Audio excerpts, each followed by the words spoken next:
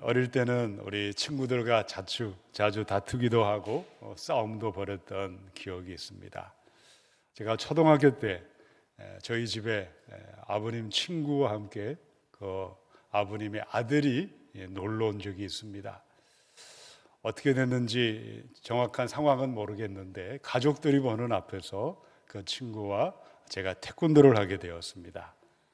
그 친구는 태권도 검은띠라고 이야기를 하고 자랑을 했습니다. 근데 집안에서 태권도를 했는데 승부가 나지 않았습니다. 나중에 둘이서 동네 공터에 가서 본격적으로 1대1로 싸움을 했습니다. 제가 태권도를 배워본 적이 없는데 유단자라는 친구를 이겨먹었습니다. 태권도는 못했지만 아주 깡다구는 남들에게 지지 않았습니다. 어릴 때 친구들과 늘 싸움을 했던 우리는 기억들이 있습니다. 주먹을 지르기도 하고 발길질도 하고 상대방을 제압하고 때려 눕혀야 이기는 것입니다. 그런데 믿음 안에서 지금까지 지내는 동안에 교회 안에서도 크고 작은 많은 다툼과 싸움들을 경험했을 것입니다.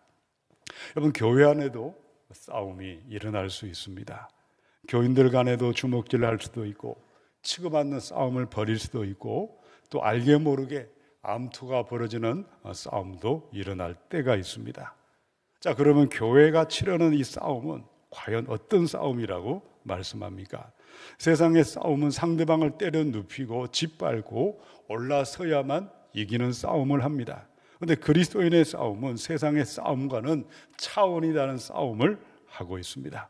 무슨 싸움이라고 오늘 성경은 말씀하셨습니까? 싸움 앞에 선한 싸움을 한다고 말씀하고 있습니다. 근데 싸우는 싸움인데 어떻게 선하고 착한 싸움일 수가 있을까? 왜 선한 싸움일까요? 세상은 사람을 죽이고 해치는 싸움을 하지만 그리스도인들의 싸움은 살리는 싸움입니다. 생명을 살아나게 하기 위한 싸움을 하고 있기 때문입니다. 세상은 지금도 끊임없이 온갖 싸움들로 가득 차 있습니다. 사람과 사람이 만나면 싸우고 가족과 가족이 싸우기도 하고 나라와 나라와 민족과 민족은 전쟁까지 벌이며 죽고 죽이는 온갖 싸움들이 벌어지고 있습니다. 그런데 그 싸움의 배후에는 귀신의 영, 어둠의 영, 마귀가 숨어 있지만 우리 그리스도인들은 생명 살리고 사람 살리는 싸움판에 우리는 부름받은 사람들입니다. 우리는 사랑으로 미움을 이기는 싸움을 합니다. 선으로 악을 이기는 싸움을 합니다. 복음으로 이단을 물리치는 싸움을 하고 정의로 불의를 물리치는 싸움을 하도록 부름받았습니다. 오늘 바울이 사랑하는 제자 디모데에게 무엇을 권면하고 있습니까? 우리 함께 선포하도록 하겠습니다. 믿음의 선한 싸움을 싸우겠습니다. 아멘. 우리 자연교회가 어떻게 주님의 영광스러운 교회로 온 땅의 수많은 사람을 살아나게 하고 하나님의 나라를 세워가며 주님의 영광을 올려드릴 수가 있겠습니까? 믿음의 선한 싸움을 피하지 말고 싸우라고 말씀하고 있어요. 여러분, 교회의 본질은 전투하는 교회입니다. 우리는 생명 살리기 위해 죄와 싸우고 세상 권세와 싸우고 마귀와 싸우고 이기심과 탐욕과 세상 자랑과 세상 영광으로 내려가는 우리 옛사람과 싸워 이기고 승리할 때에 영광의 면류관이 예비되어 있음을 믿으시기 바랍니다. 오늘의 말씀 그대로 우리 모두 믿음의 선한 싸움을 싸우셔서 마귀를 대적하고 생명을 살아나게 하고 교회를 세워가며 하나님의 나라, 하나님의 영광을 올려드리시기를 축원합니다. 무엇으로 어떻게 싸워야 할까요? 어떻게 주님의 교회를 세워가며 하나님의 영광을 높여드릴 수가 있겠습니까? 우리 첫 번째 말씀입니다. 18절을 같이 읽어보겠습니다. 아들 디모데야, 내가 내게 이 교훈으로서 명하노니 전에 너를 지도한 예언을 따라 그것으로 선한 싸움을 싸우며. 아멘. 우리 목회 현장은 어떠할까요? 선배 목사님들이 했던 말이 생각이 납니다. 목회 현장은 지뢰밭이라고 말씀을 했습니다. 곳곳에 교회 안에 지뢰가 깔려 있습니다. 언제 어디서 어떻게 폭탄이 터질지 모르는 전투와 전쟁터에 서 있는 것입니다. 2000년 전에 바울이 목회하고 바울의 뒤를 이어 에베소 교회를 목양하던 디모데 또한 마찬가지였어요. 아들 디모데야, 그리고 그에게 했던 말이 믿음에서 난 싸움을 싸우라고 편지를 보내었습니다. 싸우지 않으면 안 될까요? 그죠? 도망가거나 모르는 척하거나 회피하면 안 되는 것일까요? 만약 우리가 수수방관하고 있든지 무기력하게 반응하면 어떤 일이 벌어질까요? 얼마든지 살아날 사람이 죽음으로 떨어지게 되어 있습니다. 이리 때가 들어와 양들을 잡아가고 있다면 선한 목자는 목숨 걸고 맞서 싸워야 하는 것이고, 생명을 살리고 악한 자들로 물리치고 교회를 안전하게 보호할 책임과 의무가 주어져 있기 때문입니다. 당시 에베소 교회 안에 침투한 악한 자들은 다른 교훈을 가르치고 신나와 끝없는 족보에 정신을 팔리도록 만들었지만, 그들에 맞서서 디모데가 무엇으로 믿음에서 난 싸움을 싸우며 이김과 승리를 얻게 되리라고 편지했습니까? 너를 지도한 예언을 따라 그것으로 선한 싸움을 싸우며, 세 번역은 그들은 그 예언대로 선한 싸움을 싸우고 라고 했어요. 예언은 어떤 것을 말할까요? 이 예언은 디모데가 안수를 받을 때에 디모데에게 선포되었던 예언의 말씀일 수가 있습니다. 또 다른 의미는 더 포괄적인 뜻으로 성경 말씀 전체, 복음의 메시지가 예언이라 할 수가 있습니다. 교회 안에 온 땅의 처체에 폭탄이 가득 차 있고 영적 전쟁을 벌이는 믿음의 싸움을 할 때 무엇으로 마귀를 대적하며 이김과 승리를 누리고 주님의 교회를 세워갈 수가 있는 것입니까? 첫 번째, 함께 선포하겠습니다. 말씀 그대로 싸우겠습니다. 아멘. 믿음의 전쟁은 눈에 보이는 사람들과 치고받는 싸움을 하는 것이 아닙니다. 눈에 보이지 않는 마귀와 영적 전쟁을 하는 것이, 이 전쟁의 무기는 하나님의 말씀 그대로, 말씀을 더하지도 말고 빼지도 말고 말씀 그대로 싸울 때에 이김과 승리가 임하는 줄로 믿습니다. 디모데후서 4장에 보시면 나는 이미 부어드리는 제물로 피를 흘릴 때가 되었고 세상을 떠날 때가 되었습니다. 나는 선한 싸움을 다 싸우고 달려갈 길을 마치고 믿음을 지켰습니다. 디모데후서는 사도 바울의 죽음 앞에 유언처럼 남겨진 마지막 편지였어요. 목회자로, 선교자로 평생을 사역했던 바울의 목회 현장은 어떠했다고 표현하고 있습니까? 목숨을 걸고 복음을 전파했고 목숨을 걸고 이단과 싸움을 벌였습니다. 바울은 무엇으로 믿음의 선한 싸움을 싸웠을까요? 오늘 디모데전서 1장의 말씀 그대로입니다. 바울이 먼저 자기 자신이 예언의 말씀, 하나님의 말씀을 믿고 말씀을 붙들고 말씀을 따라 말씀 그대로 선한 싸움을 싸웠고 마귀를 물리치고 주님의 교회를 믿음 위에 세워간 사람이었어요. 고린도전서 15장의 바울의 고백이죠. 너희에 대한 나의 자랑을 두고 단언하노니 나는 날마다 어떻게 한다고요? 죽노라. 날마다 죽노라. 우리는 성경을 읽습니다. 하나님의 말씀을 읽습니다. 이런 말씀은 무엇을 가르치고 있죠? 하나님을 사랑하는 법, 사람을 사랑하는 법을 가르치고 있고, 이 사랑은 도대체 무엇입니까? 일순간의 감정을 말하지 않습니다. 사랑은 자기를 부인하는 것이고 십자가를 지는 것이고 내 혈기와 내 주장과 내 고집을 말씀 앞에 못 박는 것이 사랑을 실천하는 것입니다. 근데 누구나 처음부터 예수를 믿었다고 해서 말씀을 그대로 믿고 말씀 따라서 선한 싸움을 싸울 수는 없는 것입니다. 처음에는 어떠하죠? 말씀을 들어도 무슨 말씀인지 이해도 되지 않고 말씀에 대한 믿음이 생겨나지 않아요. 확신이 부족하기 때문에 우리는 듣기 쉬운 말, 부드러운 말씀은 받아들이지만 힘든 말, 부담스러운 말씀은 들으려고 하지 않을 것입니다. 평생 그렇게 믿음 생활할 수도 있겠지만 이기고 승리하는 길은 어디에 있을까요? 그 믿음이 점점 성장하고 점점 믿음이 자라나는 것에 있습니다. 오늘 바울은 디모데를 향해서 무엇이라고 불렀죠? 아들아, 내 아들 디모데야. 아들이라고 해서 아버지처럼 처음부터 강건함과 처음부터 성숙함이 생겨나는 법은 없습니다. 아들이 날마다 말씀을 붙들고 말씀을 따라서 나아갈 때에 매일 말씀을 붙들고 따라가면 점점 시간이 갈수록 세월이 갈수록 경건 믿음으로 성장하는 것이고 마침내 말씀 그대로 선한 싸움을 싸우며 이김과 승리가 임하는 줄로 믿습니다. 오늘 디모데전서 4장에 보시면 내 속에 있는 은사, 곧 장로의 회에서 안수받을 때 예언을 통하여 받은 것을 가볍게 여기지 말며 이 모든 일에 전심전력하여 너의 성숙함을 모든 사람에게 나타나게 하라. 디모데의 믿음이 처음부터 말씀을 온전히 신뢰하고 말씀 그대로 믿음에 선한 싸움을 벌인 것이 아니었음을 발견할 수 있습니다. 그는 사방에 공격하는 무리들로 말미암아 마음에 두려움이 몰려오고 요동하며 흔들렸던 사람이었어요. 그러나 예언의 말씀, 생명과 능력의 말씀, 진리의 말씀을 붙잡고 넘어졌지만 또 일어나 말씀을 붙들고 말씀 그대로 계속 순종하며 나아갔을 때에 점점 견고한 믿음이 되어 영적 전쟁 때 이김과 승리의 삶으로 인도해 주신 것입니다. 디모데후서의 4장에 보시면 너는 바로 디모데를 향해서 하는 말이죠. 너는 어서 속히 내게로 오라. 대만은 이 세상을 사랑하여 나를 버리고 데살로니가로 갔다라고 했습니다. 죽음을 앞둔 마지막 유언의 편지를 보낼 때 디모데는 여전히 말씀 따라 말씀 그대로 선한 싸움을 하고 있었지만 대만은 어떠했을까요? 처음에 그는 바울의 신실한 동역자였습니다.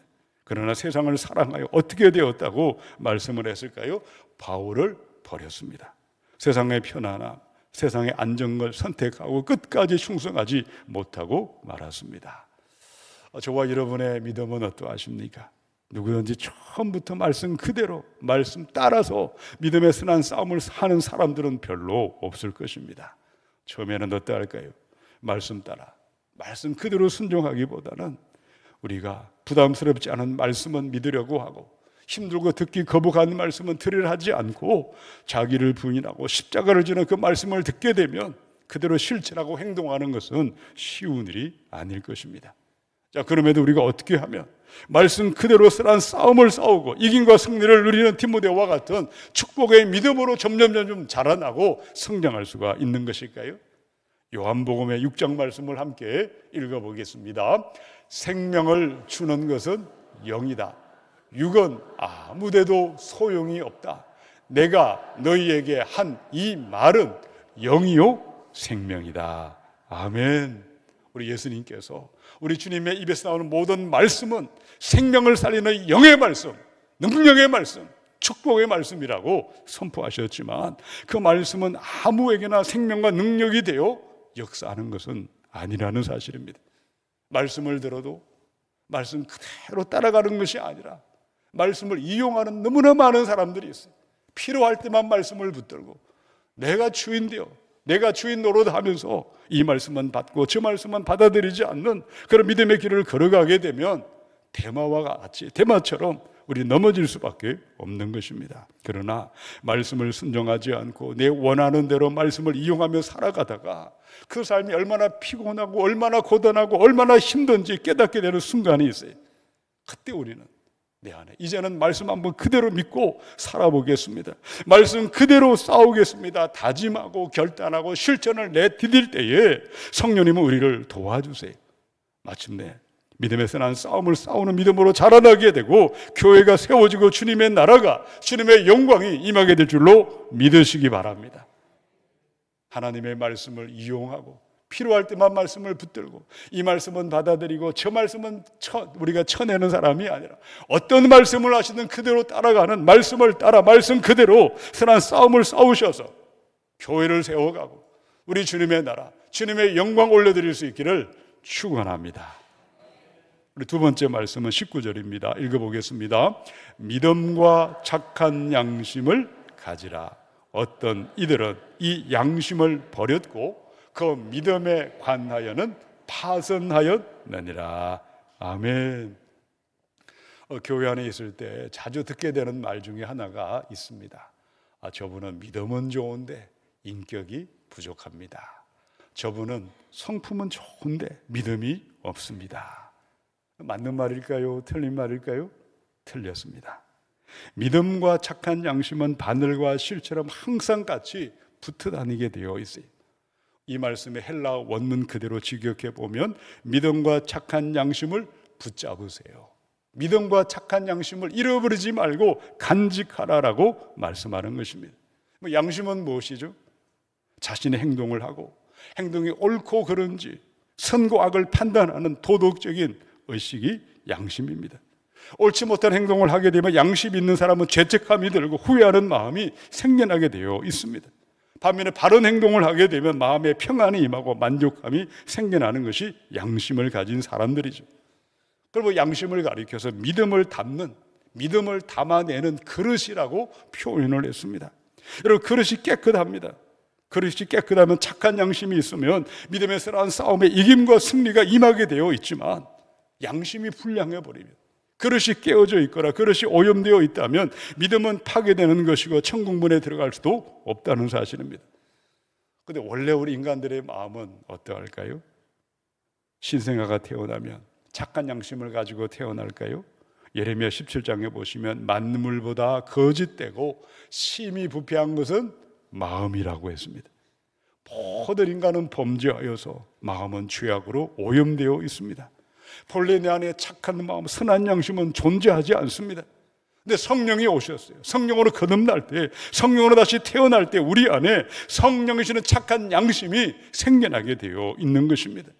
그 마음을 가지고 말씀을 듣고 말씀을 받을 때에 경과 믿음으로 자라나게 되는 것이고, 믿음의 선한 싸움을 싸우며 교회가 세워지고 주님의 영광은 임하게 되어 있는 것입니다. 두 번째, 우리 함께 선포하겠습니다. 착한 양심을 가지고 싸우겠습니다. 아멘. 착한 양심, 예수님의 영 성령께서 우리 마음에 부어주십니다. 성령이 임하면 내 속에 돌처럼 굳어버린 딱딱한 마음을 갈아엎어서 살처럼 부드러운 마음으로 바꾸어 주세요. 그 마음으로 말씀을 받을 때에 성령께서 우리의 삶을 다스리시고 인도하시고 주관하셔서 믿음의 선한 싸움을 이기게 하시고 주님의 교회가 세워지게 되어 있는 것입니다. 근데 처음에는 성령이 와서 회개를 하고 새 마음을 받았어요. 착한 양심을 가지고 믿음의 삶을 출발을 했습니다. 그런데 하루하루 한 해 한 해 날이 가고 달이 갈수록 우리 마음은 변화가게 되어 있어요. 마음이 점점 변질되고 생각이 변하게 되면 마침내 양심은 마비가 되는 순간이 오고 양심이 화이 맞을 수가 있다고 말씀했어요. 화인, 말이나 소나 양의 등에다가 벌겋게 달군 쇠를 가지고 도장을 찍는 것이 불도장을 찍는 것처럼 바로 변화받지 못하는 양심에 떨어질 수도 있다고 경고했습니다. 디모데전서 4장의 말씀 함께 읽어보겠습니다. 그러나 성령이 밝히 말씀하시기를 후일에 어떤 사람들이 믿음에서 떠나 미혹하는 영과 귀신의 가르침을 따르리라 하셨으니 자기 양심이 화인을 맞아서 외식함으로 거짓말하는 자들이라. 교회 안에 있어요. 교인인 줄 아는데 양심이 마비되어 버리면 부끄럽고 악한 일을 하고도 마음에 가책이 없어요. 거짓말을 밥 먹듯이 당연히 하고 양심은 굳어져 자기가 자기를 속이고 미혹의 영과 귀신의 가르침을 따라갈 수도 있다고 하셨습니다. 여러분, 예수를 믿은 다음에는 무엇을 하라고 명령을 했을까요? 믿음과 착한 양심을 잃어버리지 말고 간직하고 붙잡으라고 말씀했어요. 그리할 때 믿음의 선한 싸움에 이김과 승리가 임하게 되어 있습니다. 그러나 착한 양심을 잃어버리고 사라져버리면 어둠의 영이 마귀에게 미혹을 당하고 고통과 절망과 진노와 심판 가운데 떨어지게 되어 있는 것입니다. 어떻게 우리는 착한 양심을 간직하고 선한 싸움을 계속할 수가 있을까요? 디도서 1장에 보시면 깨끗한 자들에게는 모든 것이 깨끗하나 더럽고 믿지 아니하는 자들에게는 아무것도 깨끗한 것이 없고 오직 그들의 마음과 양심이 더러운지라. 그들이 하나님을 시인하나 행위로는 부인하니 가증한 자요 복종하지 아니하는 자요 모든 선한 일을 버리는 자니라. 믿음으로 속죄함의 은혜, 예수의 보혈로 죄사함의 은혜는 받으셨지만 그것은 믿음의 여정의 첫 출발을 한 것에 불과합니다. 속죄함 받은 다음에는 나에게 날마다 성령이 부어주시는 새 마음 새 영을 받으셔야 합니다. 더럽고 세상에 물든 악한 마음을 우리는 떠나보내고 거룩과 성결과 정직과 진실한 마음이 계속 부어질 때에 말씀이 마음에 역사하는 것이고 말씀이 믿어지는 것이고 착한 양심을 간직하여 계속해서 순종함으로 믿음의 싸움에 이김과 승리가 임하게 되어 있는 것입니다. 히브리 11장의 말씀에 그러면서 그는 하나님께서 설계자가 되시고 건축가가 되셔서 튼튼한 기초 위에 세워주실 도시를 바라며 살았던 것입니다. 아브라함의 삶이요 수많은 믿음의 선진들의 삶을 말씀했습니다. 이 땅의 삶을 어떻게 살았을까요? 잠시 있다 사라지는 세상의 영광을 위해서 돈과 권력과 명예와 태상의 탐욕과 쾌락을 얻기 위하여 이 땅의 것을 허비하며 살아가지 아니했어요. 매일매일 영원한 천상을 바라보고 착한 양심을 간직하고 믿음의 길을 계속해서 끝까지 걸어간 사람들이었습니다. 온 땅에 가득한 죄악과 교만과 불순종에 마음을 빼앗기지 마시기 바랍니다. 기도함으로 하루를 시작해 보시고 기도함으로 성령이시는 새 마음 새 영을 받으셔서 믿음의 선한 싸움을 싸우시기 바랍니다. 주님의 교회가 세워지고 주님의 나라, 주님의 영광이 임하게 될 줄로 믿습니다. 디모데후서 4장의 말씀, 나는 선한 싸움을 싸우고 나의 달려갈 길을 마쳤고 믿음을 지켰으니 이제 후로는 나를 위하여 의의 면류관이 예비되었으므로 주 곧 의로우신 재판장이 그날에 내게 주실 것이며 내게만 아니라 주의 나타나심을 사모하는 모든 자에게 도니라. 바울의 마지막 죽음 앞에 고백을 읽었습니다. 대한민국 땅에 하루 24시간이 지나가면 650명의 신생아가 태어납니다. 마찬가지로 하루 24시간 지나가게 되면 몇 명이 세상을 떠날까요? 1000명의 사람이 세상을 떠납니다. 매일매일 1000명이 이 땅을 떠나는 장례식을 치르는 나라가 대한민국입니다. 쉽게 말하면 1000명이 모이는 교회가 매일같이 사라지고 있습니다. 이곳에 계신 성도님들 가운데 나는 아니죠, 나는 아직 죽음이 멀리 있습니다, 나는 상관없다고 말할 사람은 한 사람도 없을 것입니다. 태어난 것은 순수가 있지만 세상 떠나는 것은 순수가 없어요. 만약 오늘 밤 이 땅을 떠나게 될 때 어떤 사람들이 주어진 이 땅의 삶을 살 때에 가장 행복한, 가장 가치 있고 복된 삶을 살았다고 생각하십니까? 하나님이 없이 돈과 권력과 세상과 자신만을 위해 살았던 사람들은 슬피 울고 탄식하며 이를 갈고 심판대 앞에 서게 되리라고 말씀하셨어요. 천국 소망 가운데 살았던 사람, 믿음과 착한 양심을 간직하며 주님을 위해 충성하고 헌신했던 사람들마다 천사의 손에 받들려 영원한 천국의 영광 가운데 나타나게 될 줄로 믿으시기 바랍니다. 믿음과 착한 양심을 끝까지 간직하시고 믿음의 선한 싸움을 싸우셔서 영광의 승리자로 나타날 수 있기를 축원합니다. 세 번째 말씀이죠. 20절 읽어보겠습니다. 그 가운데 후메네오와 알렉산드가 있으니 내가 사탄에게 내준 것은 그들로 훈계를 받아 신성을 못 오가지 못하게 하려 함이라. 아멘. 당시 에베소 교회 안에 양심을 버린 사람, 믿음에 파손당한 사람들이 생겨나고 있었어요. 가장 대표적인 두 사람의 실명을 기록하고 있어요. 한 사람은 후메네오였고 한 사람은 알렉산더였어요. 디모데후서 2장에 보시면 망령되고 헛된 말을 버리라.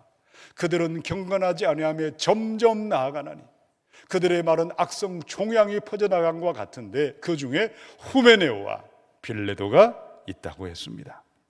후메네오는 에베소 교회의 평범한 교인이 아니었어요. 지도자 중에 한 사람이었어요.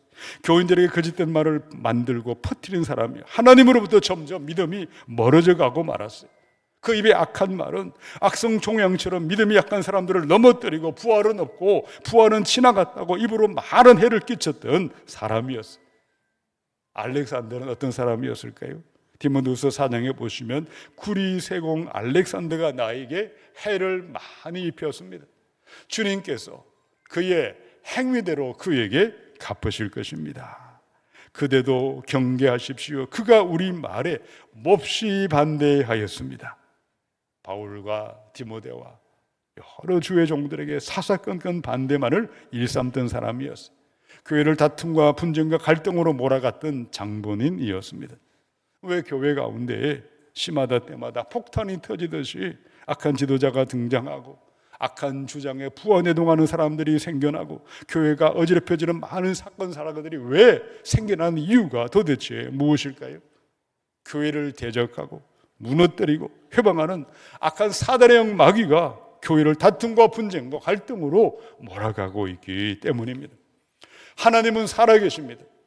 하나님을 돕는 천군과 천사들은 실제하고 있습니다. 마찬가지입니다. 사탄 마귀는 존재하고 있고 마귀를 추적하는 타락한 천사들과 귀신의 영들이 활동하고 있기 때문입니다. 마귀는 교인들을 죄로 넘어뜨립니다. 죽음과 멸망으로 끌어내리기 위해 현안이 되어 있습니다. 마음이 부패할 때, 착한 양심을 잃어버릴 때 귀신같이 알아차고 찾아와 마음을 조종하고 배후에 어둠의 영들이 토사리고 있다는 사실입니다. 바울은 교회를 바른 믿음 위에 세우기 위해, 악한 무리들로부터 교인들을 보호하기 위해서 무엇을 통해서난 싸움을 싸우도록 명령을 내렸습니까? 후메네오와 알렉산더 두 사람을 사탄에게 내주었다고 말씀을 했습니다.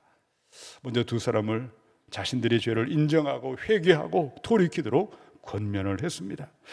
여러 차례 권면을 했지만 듣지 아니하고 따르지 아니할 때 어떻게 했을까요? 교회로부터 나가도록, 출교하도록 징계를 내렸습니다. 지금도 우리 교단의 가장 큰 징벌은 출교를 명령하는 것입니다. 바울은 왜 권면하고 왜 징계를 하고 왜 군중을 했을까요? 군중의 목적은 한 가지뿐입니다. 상대방의 영혼을 멸망하고 끌어내리고 죽이고 심판하기 위해 권증하는 것은 아닙니다. 왜 권면하고 징계하고 권증하는 것일까요? 훈계를 받아들이면 살아나기 때문입니다. 죄를 인정하고 회개하고 죄에서 떠나기만 하면 다시 살아날 수 있고 생명과 평강의 은혜가 또다시 부어지기 때문이다 하겠습니다. 그러나 권면하고 훈계할 때는 반드시 기억할 것이 있어요. 어떻게 한 영혼이 살아나고 다시 일어나 믿음에서 난 싸움을 계속할 수가 있겠습니까? 우리 세 번째 함께 선포합니다. 사랑으로 권징하겠습니다. 교회의 권징을 따르겠습니다. 아멘. 우리 교인들은 한 분 아버지 하나님을 모시고 사는 믿음의 형제요 자매요, 믿음의 권속이요 믿음의 가족이라고 하셨습니다. 가족은 같은 가족을 향해 사랑으로 권면하고 사랑으로 징계하고 사랑으로 회초리를 들지 않겠습니까? 그러면 권징할 때는 반드시 주님의 사랑이 기초가 되고 사랑이 중심이 되어 죄 가운데 있는 사람들을 권징해야 하는 것이고, 그럴 때 회개함으로 다시 생명이 살아나게 되어 있는 것입니다. 청년 시절에 선교단체와 함께 태국과 미얀마 국경에 있는 카렌족 난민 캠프에 일주일을 보낸 적이 있습니다. 일주일 동안 단기 선교를 마치고 교회로 돌아왔는데 담당 목사님께 불려갔습니다. 엄청난 꾸지람과 책망을 받아야 했습니다. 왜 당회에 허락하지도 않았는데, 왜 교회 허락 없이 네 마음대로 선교지를 다녀왔느냐. 눈물이 날 만큼 책망을 받았고 다른 교회로 찾아 예배 드릴 수밖에 없었습니다. 교회 안에 있으면 권징하고 징계할 일들은 생겨날 수밖에 없지만, 예수님이 저와 여러분을 사랑으로 참고 기다려 주신 것처럼, 용서하고 용납해 주신 것처럼 사람들을 징계하고 권징할 때는 주님의 사랑을 잊어버리지 말고 사랑으로 권면하고 사랑으로 징계할 때 한 영혼은 살아나는 것이고 교회가 다시 회복될 줄로 믿으시기 바랍니다. 후메네오와 알렉산더는 어떻게 되었을까요? 이들은 과연 권징을 받아들였을까? 끝까지 거절하고 멸망하고 말았을까? 성경에는 두 사람의 마지막 결말에 대해서는 이야기하고 있지 않습니다. 아마 두 가지 가능성이 있을 겁니다. 회개하고 권징을 그대로 받아들였다면 다시 생명을 되찾았고 천국문으로 들어가지 않았겠습니까? 근데 사랑의 권징, 교회의 권징을 따르지 아니했을 때 영원한 진노와 심판 가운데 멸망하고 말았을 것입니다. 우리 교회 안에도 때마다 주기적으로 이단에 속한 사람들이 나타납니다. 몇 해 전에 교인 가운데 이단 성경 공부에 다니는 교인이 드러나게 되었어요. 그분을 만나 몇 차례 권면을 했습니다. 처음에는 아예 발뺌을 하다가 나중에 사도신경에 문제가 있다고 따지기 시작하고 우리가 믿는 복음에 대해 반박하는 말을 하기 시작하고 억지 주장을 부렸습니다. 만약 그분이 교회의 권징을 그대로 받아들이고 그대로 따랐다면 회개함으로 다시 생명을 얻게 되고 믿음의 가족이 되고 회복의 은혜가 임했을 것입니다. 언젠가 그분이 진정으로 회개하고 다시 주님께로 돌아오기를 원하지만, 만약 그 사실을 알면서도 방치하고 외면하고 내버려두면 작은 담뱃불 하나가 온 산천 초목을 태워버리고 코로나 바이러스 하나가 온 세상을 쑥대밭으로 만들듯이 교회는 완전히 무너지는 것이고 붕괴될 수밖에 없다는 사실입니다. 디모데전서 2장의 말씀 함께 읽어보겠습니다. 하나님께서는 모든 사람이 다 구원을 얻고 진리를 알게 되기를 원하십니다. 하나님은 한 분이시요 하나님과 사람 사이의 중보자도 한 분이시니 곧 사람이신 그리스도 예수이십니다. 아멘. 오직 은혜로, 오직 믿음으로, 오직 예수 그리스도로 말미암아 구원받아 하나님의 자녀가 되셨어요. 구원받은 다음에 날마다 하나님의 말씀 따라 말씀 그대로 살아가십시다. 착한 양심을 간직하시고 사랑으로 권증하고 그 권증을 받아들임으로 믿음의 선한 싸움을 계속하셔서 주님의 교회를 세워가시고 하나님의 나라 하나님의 영광만 올려드릴 수 있기를 주님의 이름으로 축원합니다.